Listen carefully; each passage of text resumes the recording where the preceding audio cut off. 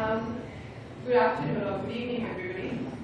I can't tell you how happy I am on this, to be part of this program and to be standing here on this platform and having this conversation.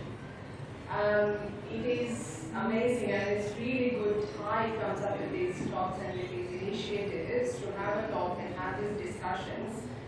Because we get so busy in life, looking after ourselves, looking after being busy with festivals, family gatherings, birthdays, parties, functions, that we tend to forget what is the bigger picture over here. What is it that we have to do now before things go wrong, or what is it that we are missing while we are busy? Oh, sorry. While we are busy with doing everything else. So it's really good to have this conversation. My name is Aparna. Actually, I'm not led. I tried to correct it, but it wouldn't allow me. So I'm a GP and I work in Tukarina and now in Delhi as well. And I have been in practice for 15 years. And after I started my practice in Australia, and for a while I was working in WA, and then I moved to Victoria. And in Victoria, I was fortunate to start my practice in an area where we have a lot of Indians and a lot of Telugu community. And once I started that practice, the things that I saw and the things that I heard were really moving and really touching. And I was amazed at how we as a community have moved from our roots to a country to have a better life. And we ended up having more difficulties and more problems and not knowing where to go, not knowing what to do. And I really thank all the participants that have come here. What amazing talks, especially Navina, Archana, Samantha, Rajlakshmi. It's amazing to hear all these experiences and to see them giving up their Saturdays and coming here and doing the talk and participating in these events. And it's really nice to see, and somebody as young as Samantha coming up and sharing her experiences and giving advice. So it's really nice to be part of this. This is why we are having this conversation. Mental health. I have to say that I would have really loved to give this talk in Telugu because it's such a heartwarming experience to be able to speak in your mother tongue, but I'm mindful that some of us are not from a Telugu speaking background, but continue in English. Mental health disorders. Some mental health disorders do not discriminate between genders. So they can happen either because of chemical imbalance in the brain or genetic tendencies or hereditary reasons. But there are some mental health disorders, especially affective disorders as we call it, depression and anxiety, that are more prevalent in women. Why? Because women go through a lot of change through their life because of puberty, pregnancy, breastfeeding, menopause, and have to face so many challenges as women because we women are, we come from a stage where we are very protected, we are in a safe environment, we are pampered, and then suddenly we are thrown into this environment where we are responsible for everybody else. Be it aging parents-in-law, or spouse, partner, kids, and we don't know what to do because we haven't been taught. We have been taught our qualifications, but nobody has taught us life. Well, some of us are happy or lucky to have a mother or a grandmother who's thoughtful of these things, but I'm pretty sure most of us are not taught what to do. And especially not taught when we migrate to a country where we are new. So we come here and we suddenly start our life and we are trying to grow roots and establish a foundation and we don't know what to do. We don't know where to start. This is a common story that I hear in my practice. This is a middle-aged woman who's in that transition from being that girl who can sleep up to 12 o'clock in the afternoon, has got food ready for her, doesn't care what's happening with her life, is occupied with all these issues which won't matter later in life. And now she's in that stage where she's having to do all these things for somebody else. She's coming to my room and she says she's feeling lightheaded and short of breath. And I want to highlight that because a lot of the times mental health disorders present as physical symptoms that you don't identify as mental health disorders. It could be the other way around as well. It could be a physical problem which is presenting as tiredness or fatigue. And you think that, oh, it's because I'm stressed or I'm not coping, but then it could be an actual medical disorder which you don't know until you go to a doctor or you go to a specialist and have an investigation done and checked out, which is what we found out with the talk. But yeah, that's how sometimes it might present. Now this has been going on for a few weeks and she has started having really dark thoughts, imagining that she was dying. Now why is this significant? Because a woman is worried about dying because she is worried for her family more than herself. She thinks, oh, what's going to happen to my family if I die? That is a common thing I hear. What's going to happen to my kids if I die? And I'm surprised that a woman sits there and says that to me, rather than saying, well, I'm scared of dying. You know, what's going to happen to me? But the most things that I've heard here is, what's going to happen to my family? And she's under a lot of stress at work and is feeling extremely fatigued, but she thinks these symptoms are normal. That's another thing I want to highlight is, most of the times we brush these things under the carpet and think this is normal. Me feeling tired, me having this cold sweaty palms, or me having these palpitations, me losing weight or me gaining weight must be normal. You know, I probably am not eating right, or I'm not sleeping right, I'm just busy looking after everything else, so this is why it's happening. And then we brush it aside until things become too late, or you know, it starts affecting everything else. And she's having these symptoms. She thinks that she's having these symptoms because she's having a busy life as a mom, wife, and an overworked employee. This is again a story of, I think, 70% of women who are sitting over here, again, if not more. And that's another reason. So if we get so busy with doing everything else that we forget what's happening to us, or we stop listening to our bodies, and then we don't know or we don't realize what's going wrong until it's too late. Then her whole view of the world was changing. Doing the most basic everyday tasks became completely overwhelming and stressful. She became bedridden from exhaustion. Going to the supermarket becomes a threatening, scary experience from fear, and she's afraid that she might have a panic attack. And she's really scared that I will never feel normal again, and wonder why I couldn't cope with doing the most basic things of life. Two things I want to highlight in this. One is she's wondering why I can't cope. That's another thing I commonly hear. Why am I not able to be that super woman or a super human being that I was taught I will be? So we are told we are all human beings. We are told we can tolerate anything, especially women. We are told we can take up anything and then we can manage it.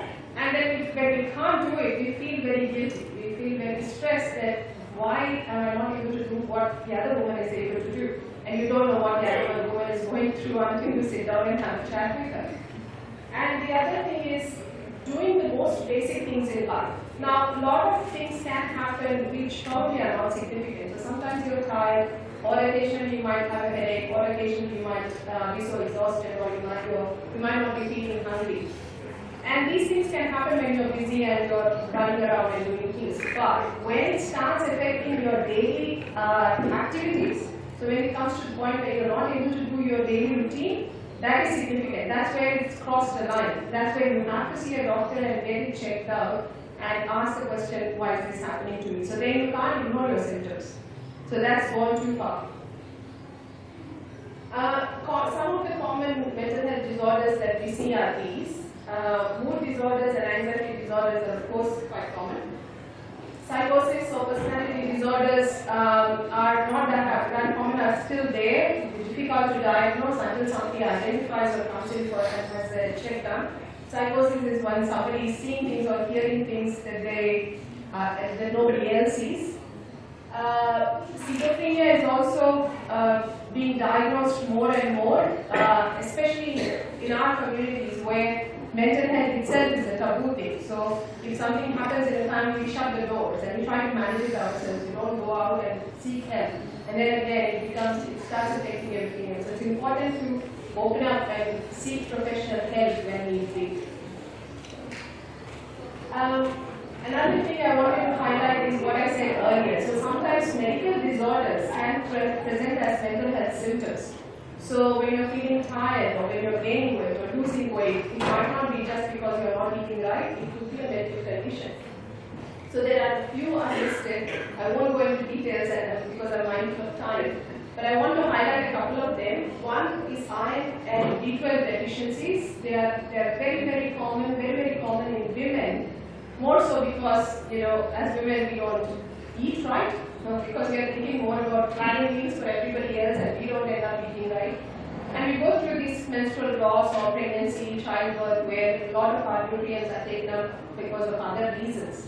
And sometimes either somebody is on a special diet, so somebody is vegetarian or vegan, which is becoming a very fashionable thing. It's not traditional anymore.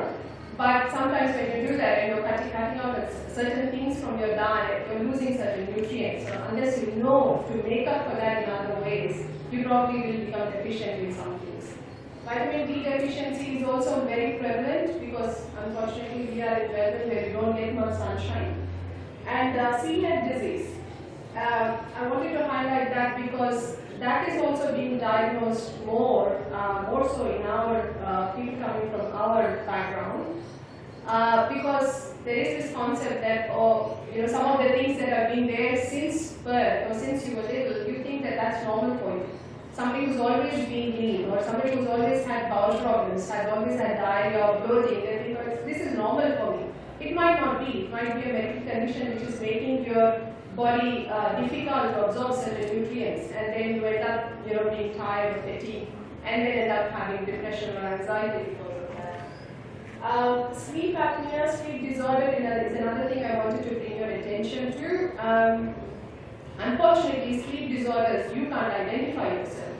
So you are probably waking up tired after having 8 to 10 hours of what you think is a good sleep, but then you wake up unrefreshed.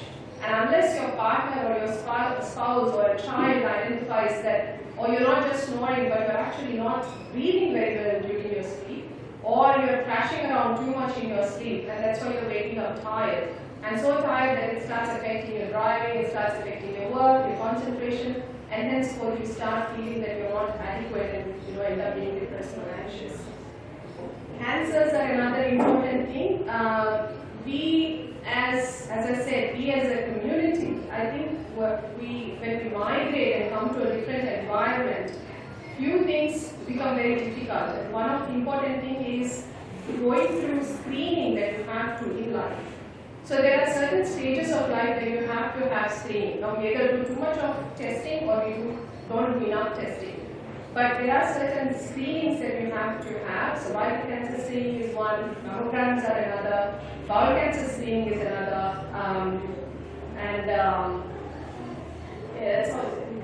prostate checks for men.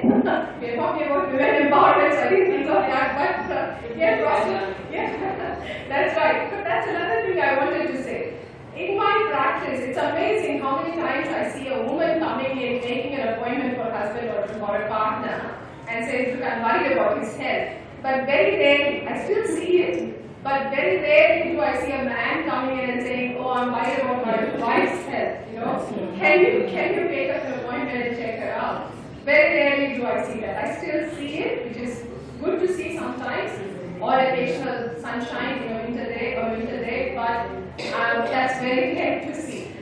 But yes, having the screenings appropriately, so talking to your GP and saying, I'm this age, what do I need to do to look after my health, and having that done periodically is very important. And we sort of miss that out, either we don't think it's important or we come from a background where these things are not important, they haven't been highlighted enough. In the toxic substance misuse, I want to highlight coffee. I think we make up for a lot of our nutrition with coffee. Either we are busy, we want that energy that we want to run around and do the things, we don't have time to sit down and eat well, we drink a lot of coffee. And then you end up having palpitations or losing weight, feeling fatigued, and you don't know why. Now, good mental health is when we are in balance with ourselves and others. I think people who come from Indian background have probably heard this from our grandparents. Yet bhavam tat bhavati. That's what they say. What it means is what you feel inside, the world looks like that for you. So if you're feeling dull and morose, the world looks dull and morose. If you're feeling angry and annoyed, the world looks like a scary place, angry place. So how you are feeling inside is how you look at the world. And unless you feel good, you don't see the world as a good place. So it's important to strike that balance where you're feeling happy in yourself, comfortable in yourself, and then you make everything else good. Now the reason we are having this discussion is not just as women we are unique, but we are unique because we are immigrants. So like I said, we are plucked out of our comfort zone and we are put in a different land where we are trying to build a foundation for our families and trying to grow roots. And it's very difficult because of these reasons. The language barriers, the loss of family and community support, drop in socioeconomic status. It's amazing how many times I see people who have got high qualifications, big qualifications, that unfortunately they are having trouble recognized and they have to compromise and do jobs that they are not used to, and they end up very unhappy and very depressed, or they end up being angry and showing it on their spouse and making it a family violence situation. Or drinking, trying to drown their sorrows in alcohol, and then it leads to something else. Trauma that is associated with migration is not recognized enough, I think. We all think that, yes, we get on this plane, go there, and then it's going to be all hunky-dory. We won't. It's very difficult, it's a very traumatic experience. And the main important thing why I'm saying this is, as families, we have to support each other when we come to this country, or any country outside our family zone. Because I see a lot of couples coming in and having problems, a lot of parents having problems because they don't have anybody else who teach them or support them. And it's a traumatic experience. So the only people that can support them is each other. So husband and wife working as a team and going together is very important, and that is where happiness in family starts. When you are happy with yourself and you're comfortable, you know you've got the support and you feel confident about it. Cultural barriers to understanding or acknowledging or seeking help for mental health disorders. Like I said, we as Indians, I think we think that mental health is a taboo topic. We can't speak out that we are not coping. We can't say that we feel that we'll be looked at as weak if we say that we are not coping. And it's important to actually overcome that and seek help when we need. Now these issues are highlighted because the solution is in there. When you come to a new place, you have to learn the ways of the land, including learning to read traffic so that you're not late to an important talk. Learning where to take the right turn or understanding the traffic as well. But learning the ways of life where you are. Be a Roman in Rome is what they say. So when you come to a new place, you learn the language, you learn driving, you learn how the banking works over here, you learn where offices are. You try and work towards getting your qualifications acknowledged. You try and work towards a job that you will be happy in. And you know where the emergency services are, you know where to seek help if need be. And you contribute to the community. You attend meetings like this, you talk to each other, and you say give help when it's needed and seek help when it's needed. So these things, unless we do, we won't move forward and we're stuck in what is happening, or we are isolated, which is what was highlighted with the pandemic. So the isolation, which was something which was so unforeseen and which was so detrimental to so many families in so many ways. Parents struggled, new parents struggled because they could not bring their parents or parents-in-law over here to help them, which is what they thought. A common thing that I hear, I'm pregnant, what do? I'm really scared because my mother won't come here, my mother-in-law can't come here. And I'm like, well, you've got to help with your husband. You're two people, you're two educated, grown-up people. You should be able to understand how to manage these things, but you don't. And that becomes a big, anxious thing. And that leads to postnatal depression, which is so bad because it affects a newborn as well. So a child born into a family which is already dysfunctional will grow up with not the enough strength or abilities that some other child would, who's growing in a happy family. So when we do identify problems, where do we go? So these are some of the support networks that are there. Lifeline and Beyond Blue are really good. Anybody can give a call and anybody can have a chat. Anybody can try and understand what is happening. You need not be affected. You're probably concerned about a neighbor or a friend, and you can call them up and ask, what is happening over there, and can I help? Lifeline is another good one which deals with a lot of issues, and then the mental health networks or care teams where you can call. E-therapy is another portal where if we are tech savvy and we know we can understand computers and go online and get help. Some of the online helps, and you don't want to talk to a psychologist, you don't want to talk to a person, but you want to discuss something, you go on to spaces like Mood Gym or My Compass and try to understand what is happening with you and what to do next.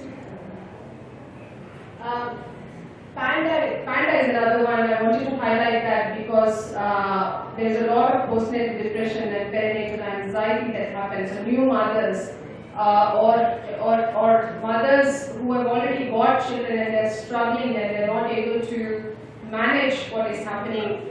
Panda is a good source or good support network. So going on there.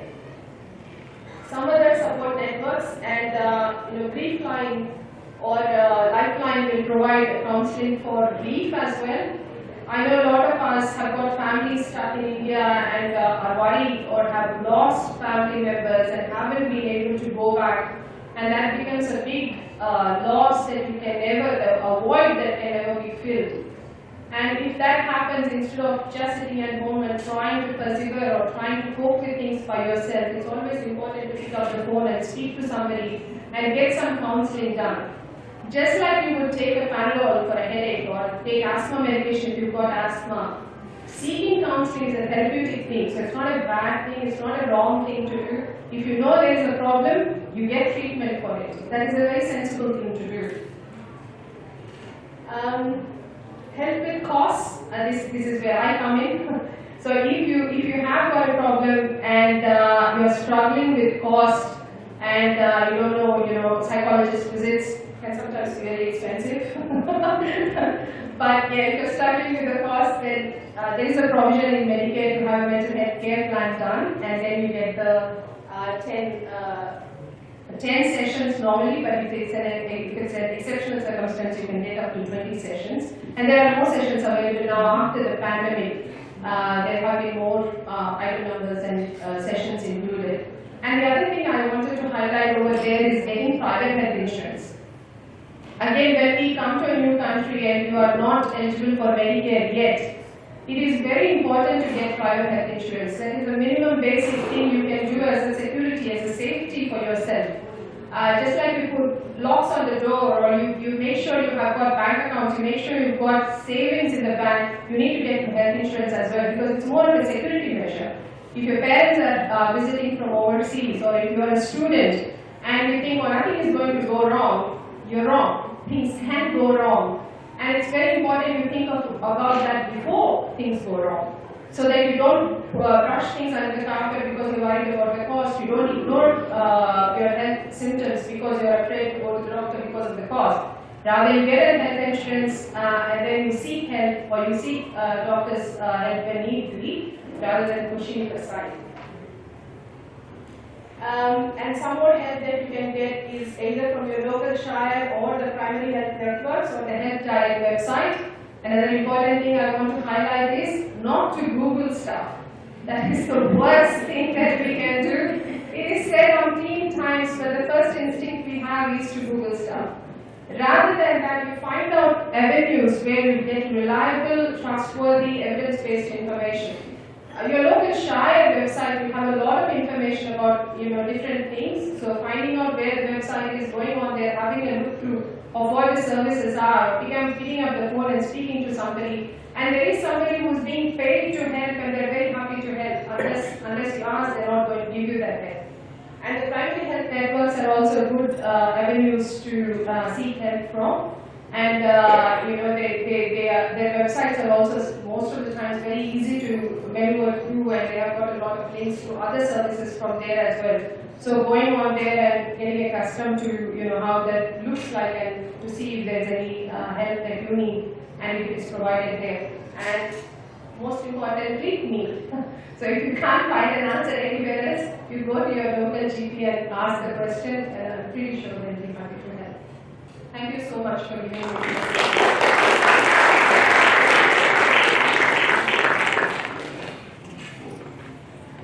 Thank you very much, Dr. Aparna.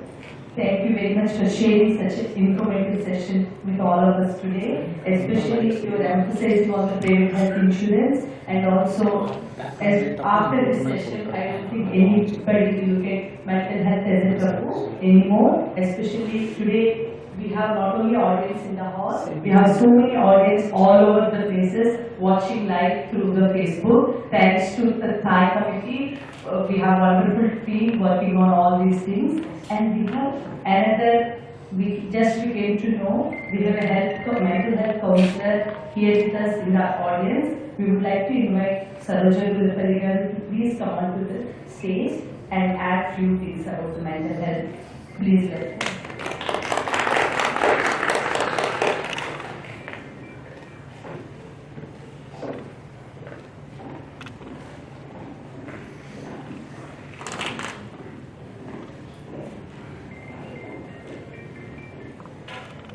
So, my dear friends, I know it's quite late in the evening, so you all must be rushing out now. It's getting very close to 6 o'clock. I'm not going to take much time.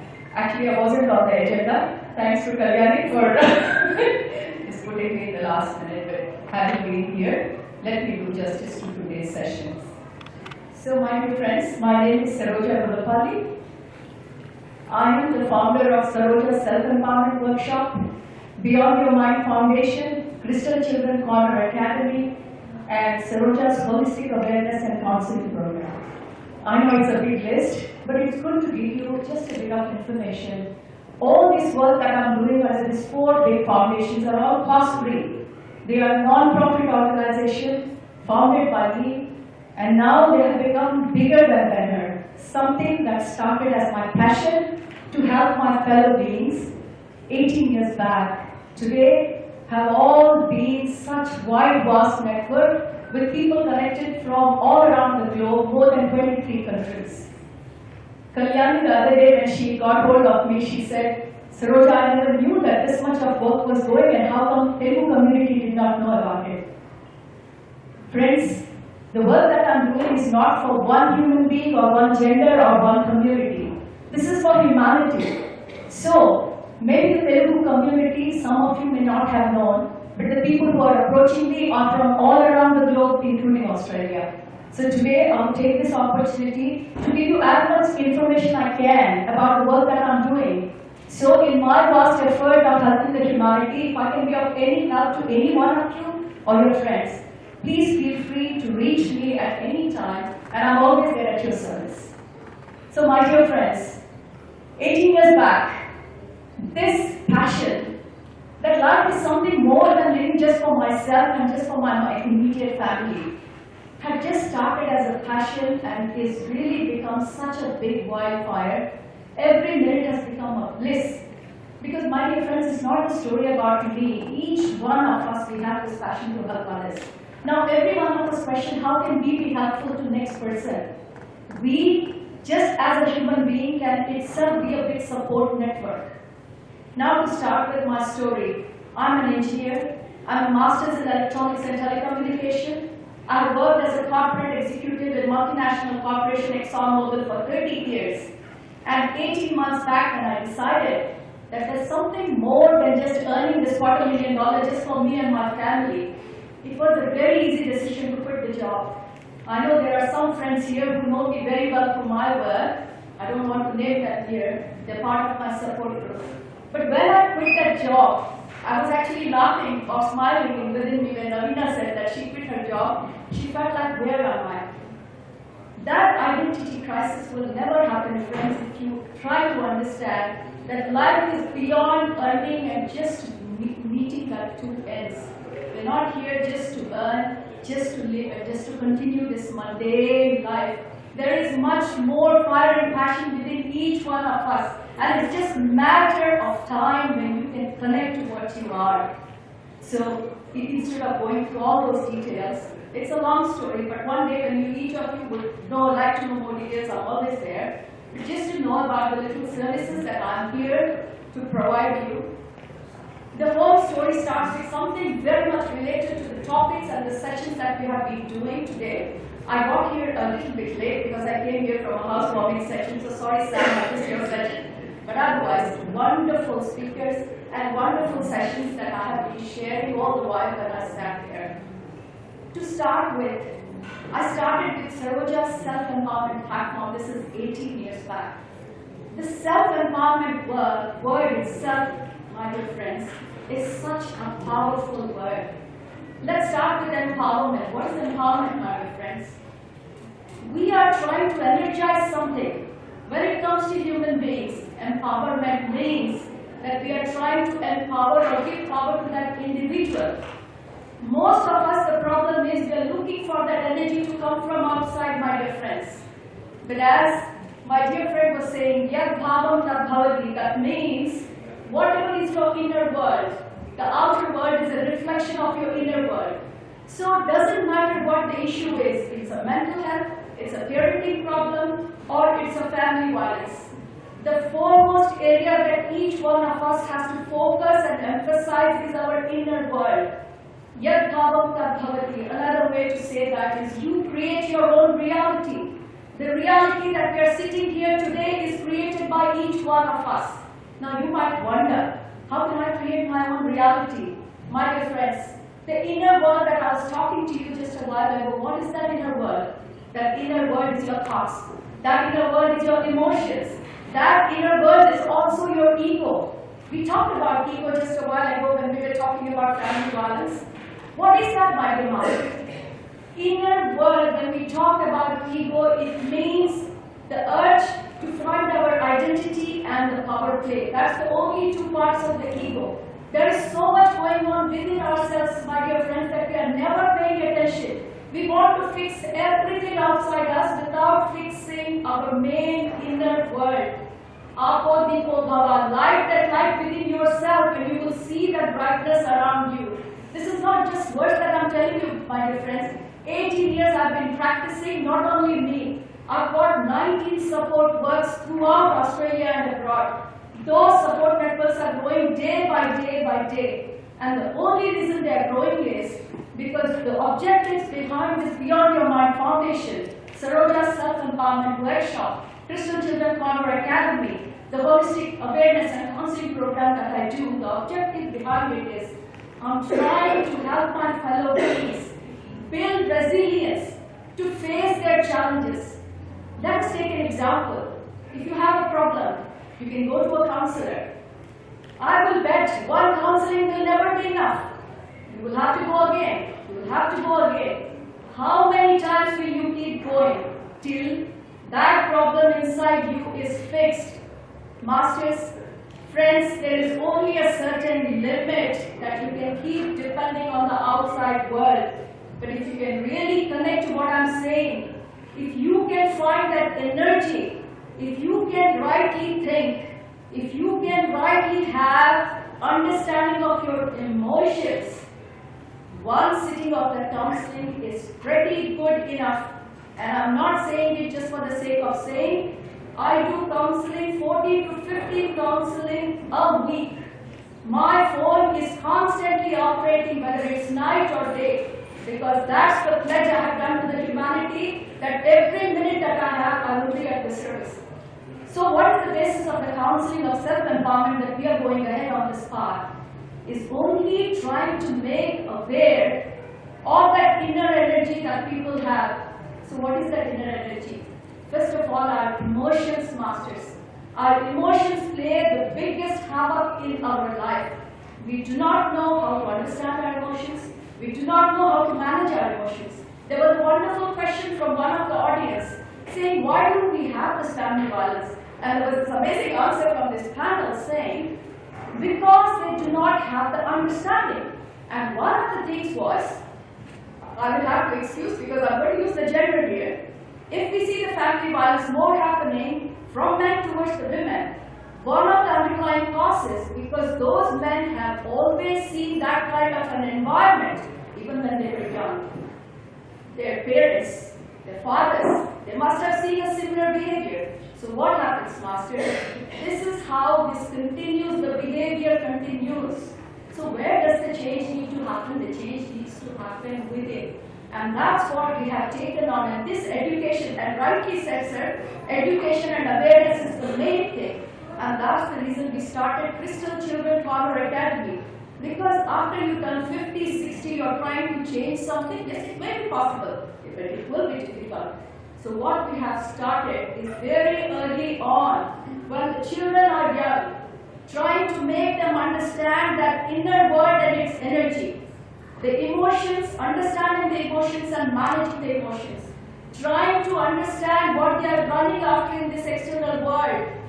Everywhere there is only one thing. I'm trying to cover many topics that are started right from the time I entered, which started with parenting.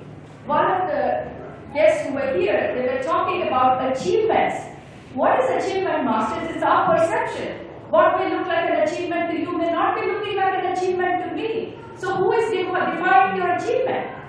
One of the main things that we are doing through this Beyond Your Mind Foundation is trying to help those little children peel the layers that are hiding their identity. Why youngsters, masters, each one of us are covering ourselves up with so many layers. Because why? We're trying to seek approval and acceptance from this society. As long as you're living a life for others, emotional dramas will never stop. The first and foremost thing is start living for yourself. You do not need to take approval of anyone. This is your life. Do not say that I do not have choices. Life is plenty of choices. That is what life is. Life is full of choices. You just have to open up your inner world and see how many opportunities you have. But for that, sometimes you need help, masters. And that's why through our counseling sessions, that's what we are doing. I'm an engineer by profession. I'm not a medical doctor or a psychiatrist. But this is not that vast subject to understand where the emotions are triggering and playing havoc in your life. It's only a matter of understanding humanity. If you have the urge to help the other person, you don't have to be a psychiatrist. You don't have to be a PhD to understand. You have to be a human being. That's what it means. And that's why support networks are so important, masters. Before you think that something has become big as a mental disability, there are many catch points you can catch. You can look at your friend if he or she is not well. Extend your support. What we are not finding here that we found back home is that support network, masters. We have all left our countries, come to a new homeland. And here we find that we are not finding the same kind of support network. And hence, my urge here, which I've been urging for last 15 years, and I've got 16 support groups, each 1600 to 1700 vast. The one thing that we are developing and trying to make bigger is expanding the support network.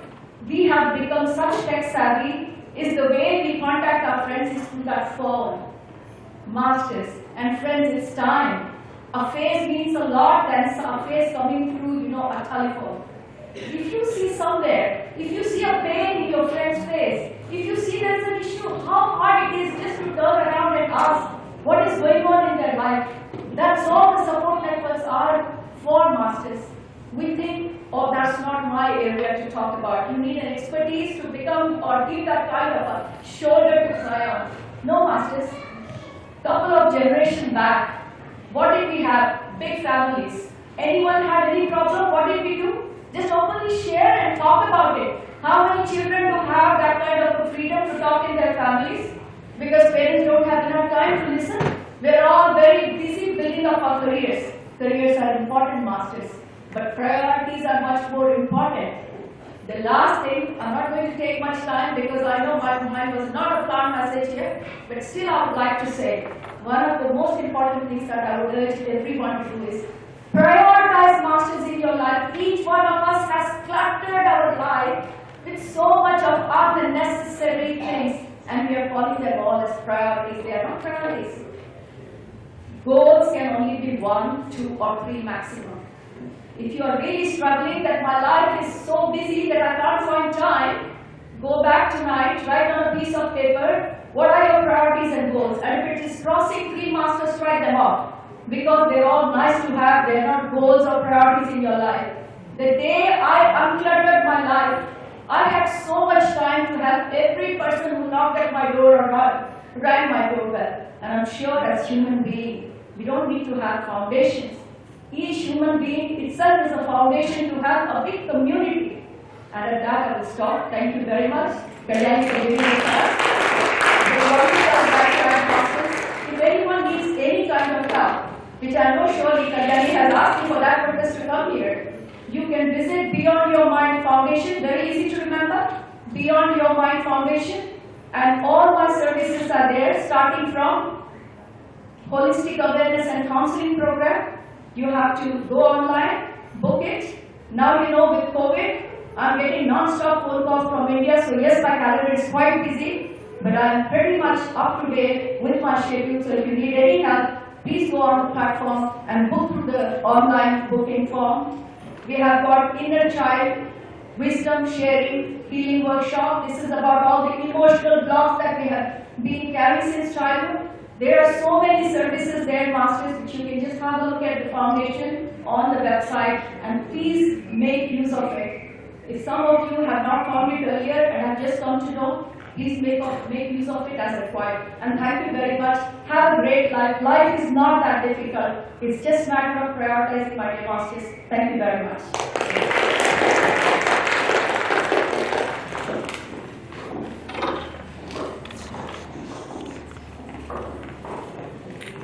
Thank you very much, Sarojini Garu. I think we can take away some of the things which Sarojini Garu mentioned, that when we see someone is in really trouble or something, just having a chat or a warmness, showing the comfort and assistance will really make the other person's life difference. If it is something bigger, the problem which we can't resolve, it's always good to approach a professional help, which we all know where to seek help now. Thank you. And as we are finishing this session, and we have one more session coming up, which is the dance workshop. Before we are handing over for the dance, I would like to pay the thanks to all the advisory committee board members, Srinikata Garu and Rajeshwar Sisala Garu, and all of our TAAI team, and the president of the TAAI, Kailani, and our secretary, Rajav Garu, who's gone above and beyond for this event. We can proudly say, even though it is a women empowerment event, but the pillar of this event is Rajav Garu. This is our voice, he really deserves it. And all the guest speakers today, especially Navina and Dr. Aparna and Archana and Samantha, Pavan Matampalli and Vijaya Tatirala Garu and Rajilakshmi Garu and Sarojini Garu and the rest of our team, Chandana, the Associate Secretary of TAAI, which is very active girl, so she is really helping hand in this. And we have Sharda, Preeti, Sunil Garu and Kasi Garu, who are helping us back the stage.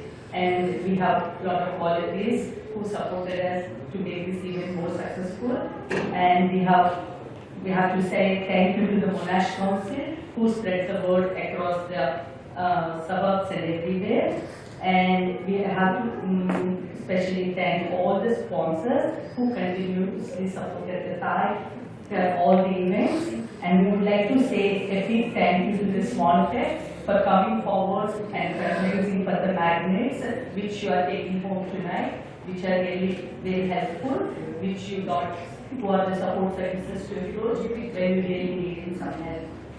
Thank you very much.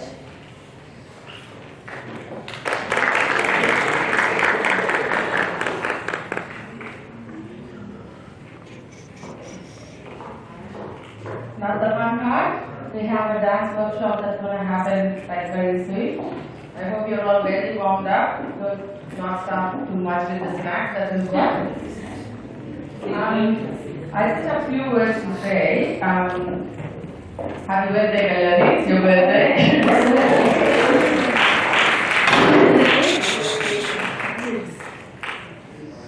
So this event, I'm hoping everybody is wiser, have more knowledge to take home than when you walk into the room.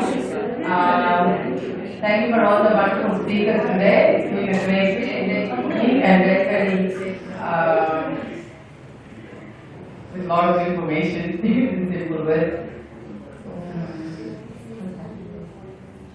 We have stalls that's been set up behind these doors. You have to access through there. You're opening it? Okay, we're opening this and you can access the stalls and we're going to dance, we're going to eat. Yes? Let's have fun. So yes, I have few words for the women. Guess what? If anything, just be independent, be unique and be unapologetic. That's all you should be. Nothing more, nothing less.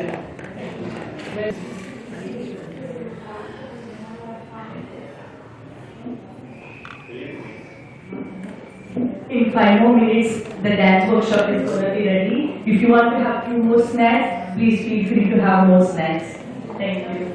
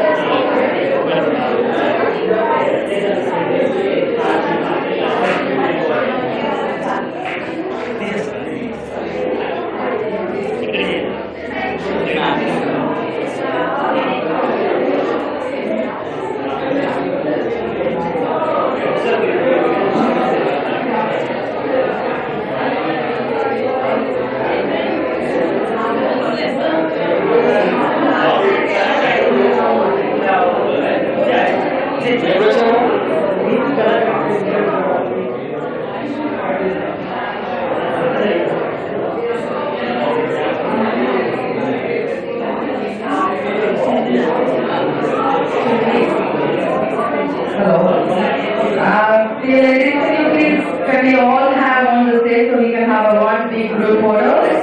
Please come on to the stage, please. Every one of you. Thank you.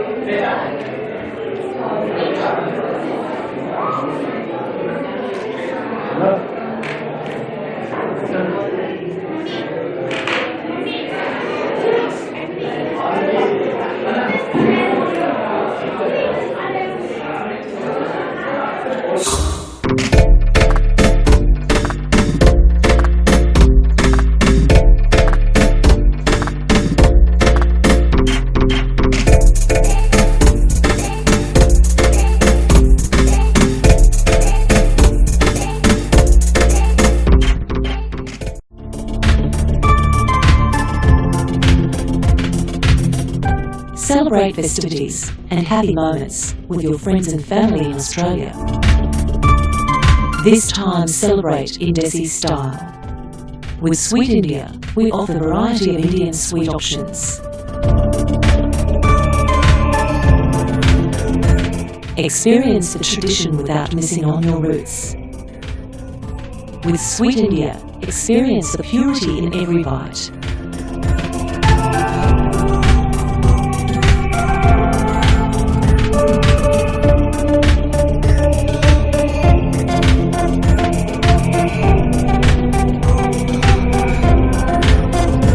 We are the largest manufacturer in Indian sweet and savouries range in Australia. For order, please call 9369 6694.